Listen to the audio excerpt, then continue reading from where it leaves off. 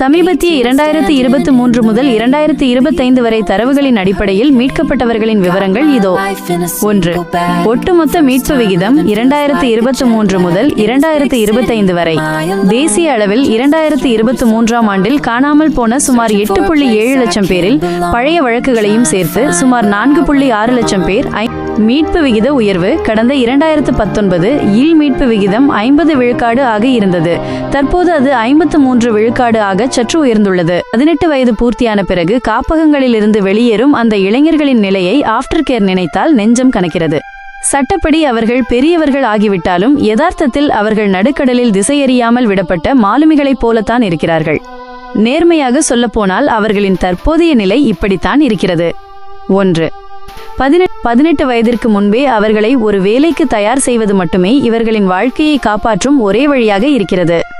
என் மனதில் பட்ட உண்மை, 18 வயது முடிந்தவுடன் அவர்களை வெளியேற்றுவது என்பது ஒரு பறவைக்கு சிறகு முளைக்கும் முன்பே கூட்டை பிரிப்பதற்கு சமம். அவர்கள் கையில் ஒரு பட்டமோ அல்லது ஒரு கைத்தொழிலோ இருந்தாலும் அவர்களுக்கு தேவைப்படுவது நீ இருக்கிறாய் என்று சொல்ல ஒரு மனித உறவுதான். 18 and standing in the rain, leaving home feels like a hurricane. Got my life in a single bag, first time living feels like a jet lag. In this big city, am I alone? Just a stranger so far from home, searching for a place I can belong, trying to find where I went wrong.